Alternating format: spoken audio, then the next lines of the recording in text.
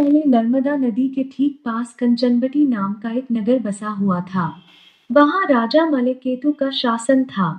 कंचनबटी नगर के पास में ही एक रेतीली बालुहटा नामक जगह थी, जिसके पास में एक बड़ा सा पेड़ था। उस पेड़ में एक चील रहती थी और नीचे एक गीदड़। दोनों में गहरी दोस्ती थी। एक दिन दोनों ने सोचा कि सारी महिलाएं जितिया व्रत करती हैं, तो क्यों न हम भी कर लें। इसी सोच के साथ दोनों ने ठान ली कि अब वो भी इस व्रत को करेंगी। उन्होंने श्री जीतवाहन भगवान को मन ही मन नमस्कार करते हुए कहा, हम आपकी पूजा और व्रत पूरी विधि के साथ करेंगे। जैसे ही व्रत का दिन आया, तो पास के ही एक धनवान व्यापारी की मौत हो गई।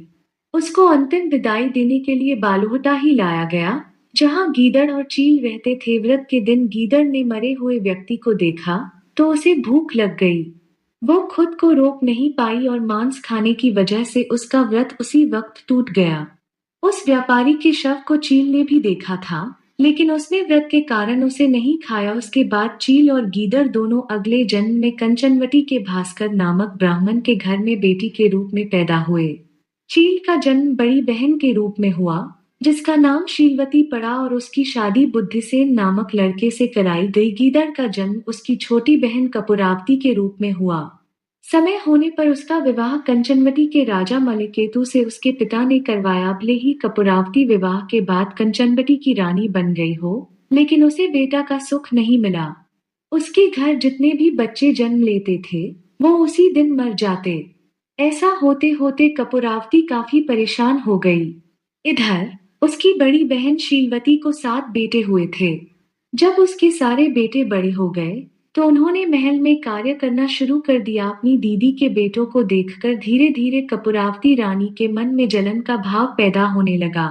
उसने इसी जलन की वजह से अपने पति को कहकर अपनी दीदी के सारे बेटों के सिर कटवाकर एक बर्तन में रख दिए।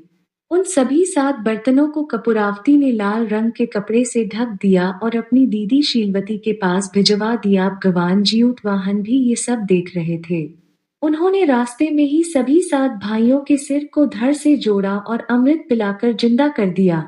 फिर सभी भाई अपने घर चले गए और उन बर्तन में भगवान की कृपा से फल भर गए। उधर कुप्रावती अपनी दीदी के घर से शोक समाचार मिलने के इंतजार में बैठी हुई थी।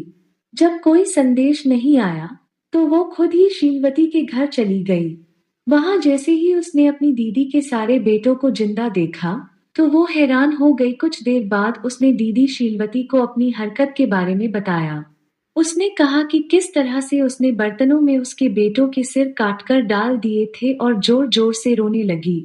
तभी शीलवती को अपने पिछले जन्म के बारे में याद आ गया। वो अपनी छोटी बहन को उसी पेड़ को पास लेकर गई, जहां वो दोनों पहले रहा करते थे। उसने कपूरावती को पिछले जन्म में रखे जितिया व्रत की पूरी कहानी सुनाई। यह सब जानते ही कपूरावती ने उसी वक्त अपना दम तोड़ दिया। राजा को तुरंत शीलवती ने इस बात की जानकारी भिजवाई। अपनी पत्नी के बारे में दुख भरा समाचार मिलते ही राजा वहां पहुंचे और कपूरवती को उसी पेड़ के नीचे अंतिम विदाई दी।